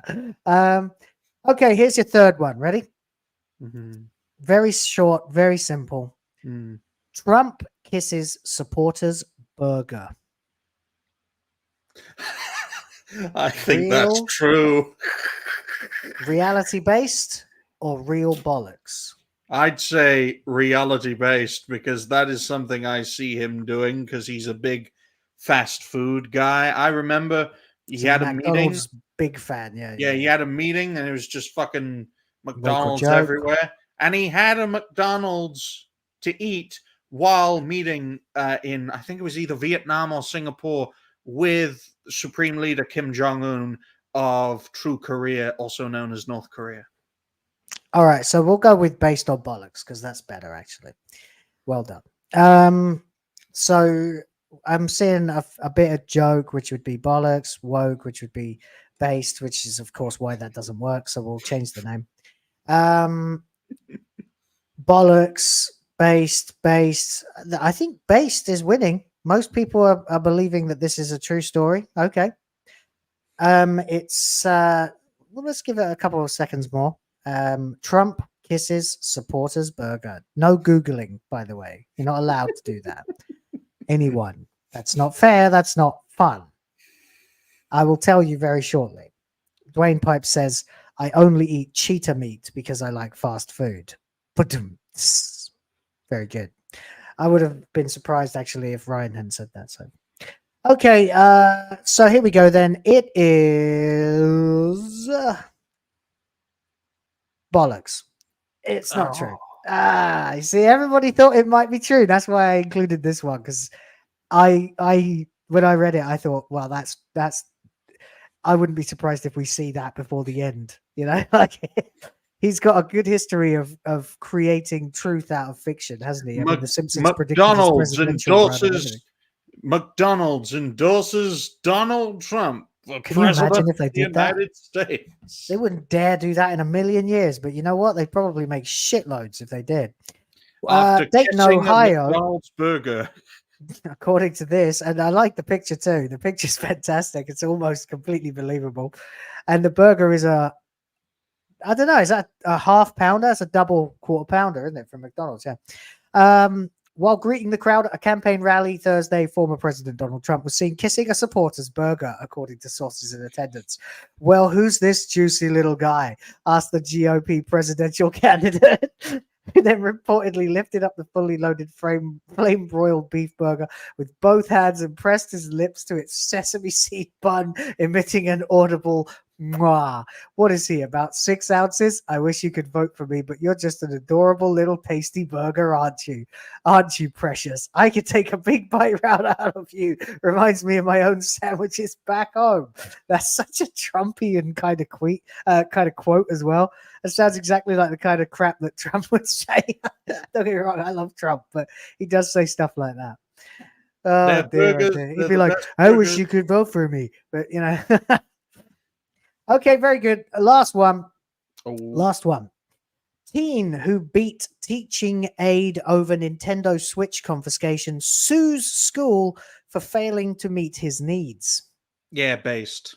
I saw based this. or bollocks? Yeah, I saw. Yeah, this okay, well, black teenager who looks like a fucking okay. like built like O.J. Simpson did do that, and it just goes to show, put them in chains, man. Oh, dude. Yeah, felons. Put felons in chains. He literally is in chains too. A violent autistic teen was caught on camera brutally beating a teaching aide last year, seeking legal recourse against the school district for failing to meet his needs. He was arrested for aggravated battery and facing up to 30 years in prison. dark. Apparently, it was because the teaching aid took away his Nintendo Switch. There you go. The world is collapsing. In a world where you can believe a presidential candidate would kiss a burger, and where it actually is true that a guy will beat up his teacher for taking his Nintendo. Yeah. Can you imagine if you were allowed a Nintendo in class when we were in school? So there you go. That's the end of that. Time to wrap this one up. It's almost at 11 o'clock for me, and that means it's nearly 2 hours. So it's time for outros. But first of all, for everybody who has donated in one way or another, Tracy LLC for 10. Thank you, Andy C for 10 as well. Thank you, and LOD gifting 5 Will of the Fans memberships. Very much appreciated. As per the request I got, we have Julia Starling from Lollipop Chainsaw as Ryan can do his outro. Well, ladies and gentlemen, thank you all very much for watching this latest episode of Will of the Fans Live. I hope you all enjoyed it. If you haven't already, please like, share, and subscribe to Will of the Fans. Help him get to 5,000 subscribers. He's only 100 away. Last time I checked, and it just goes to show that my channel suppression isn't working very well on Will's channel. So we may have to ramp it up. Ramp it up a bit. Agent. Susan sent you, didn't she? My God, that's Atreus's dream right there. What, Lollipop Chainsaw? Yeah, and as soon as she's got one in the oven, he'll run away too. But yes, if you haven't already, you can check out my channel. We've recently released a few videos. Of course, they're all criminally underrated and criminally underviewed, which is fine by me. Just gives me an excuse to make more of them. And yeah, fingers crossed I can get to 2,100 subscribers by the end of this month. Very conservative target, but better safe than sorry. Replace those hands with black hands and it would be lore accurate. Do you know what I'm just noticing about this is the hands are really small. Yeah. They're like children's hands. Okay, I'm getting rid of this. Let's get Morrigan on screen. There we go. No, let's have a little bit more of this one because people are enjoying it. Yeah, those hands were creepy, weren't they? Okay, is that the end of your outro there, buddy? Well, yes, it's been a great 2 hours and 2 minutes, and fingers crossed you will all enjoy the next show, which will be this Sunday. Poor Stevie Zala, you lost your membership. That's a shame. Oh well. Okay, so that's that then, I suppose. And please do subscribe to the channel and like the stream if you haven't yet. Here's Morrigan while I do mine, because loyalty gets rewarded as well around here. There you go. And it wasn't actually that easy to find many pictures of Starling, whatever her name is. Fuck, I can't remember. Anyway, I am Will, of course, Will of the Fans. It is my channel that you have been watching for the last 2 hours, so I hope you have very much enjoyed this stream. We've covered a lot of crap and a lot of funny stuff as well. The world keeps getting weirder and weirder as we go along, and I will continue to call it all out, even if it drives me insane in the process. Very soon, Ryan, we've got the next series of Doctor Who, I believe. Is that right? When does that start? God. What's Sometime. the actual release date of Doctor Who? May the 4th, I think. Goldie is. That would be extremely insulting if it's 11th. Yeah, Goldie is much more on point in regards to the current state of Doctor Who than I am. I grew up with it, but ever since 2018, I'm like, fuck this show. Yeah, it's terrible. That's when I stopped watching as well, as soon as Ladyface took over. Anyway, so there's Morrigan for you. Again, a bit more of her. So we'll be gearing up for the impending launch of the disaster to be that will be Doctor Who Season 1, 14 or 40 this Sunday on WoTF Live with Goldie at the same time as this stream. Until then, I'll be producing regular videos to try to catch up with and refine my points on various topics, including some from today. So stay tuned for all of that. Like and subscribe if you haven't yet. Check out Ryan's channel as well. Thank you very much to the mods. Thank you very much to those who donated. And thank you everyone who's been watching, commenting, and engaging with us for this fun little stream. We'll be back with this show next Tuesday. And until then, it's time to just say, see you next time. Take care. Bye-bye.